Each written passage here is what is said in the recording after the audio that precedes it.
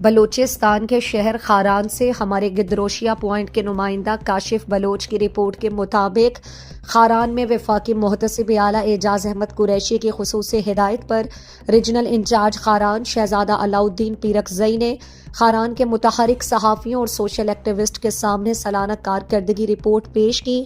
Regional incharge شہزادہ علاؤالدین پیرکزئی نے کہا کہ وفاقی محتسب کا بنیادی مقصد عوام کی شکایات کو جلد از جلد حل کرنا اور ان کے حقوق کا تحفظ کرنا ہے۔ گزشتہ سال کے دوران 3729 عوامی شکایات رجسٹرڈ کی گئیں، جن میں سے 3321 کیسز کو مؤثر حکمت عملی کے تحت کامیابی سے حل کیا گیا۔ انہوں نے اس شاندار کارکردگی کو عوامی اعتماد کا ثبوت قرار دیا اور کہا کہ یہ نہ صرف ادارے کی انتھک محنت بلکہ عوام کی امیدوں کا مظہر بھی ہے۔ وفاقی محتسب کا ادارہ عوامی مسائل اور سرکاری اداروں کی کوتاہیوں کے ازالے کے لیے ایک خود مختار اور غیر جانبدار پلیٹ فارم ہے جو عوام کو فوری انصاف فراہم کرنے میں کلیدی کردار ادا کر رہا ہے۔ انہوں نے مزید کہا کہ ہمارا عزم عوامی خدمت ہے اور آئندہ سالوں میں اس معیار کو مزید بلند کرنے کے لیے جامع اقدامات کیے جائیں گے تاکہ ہر شہری کو انصاف تک آسان رسائی فراہم کی جا سکے گی۔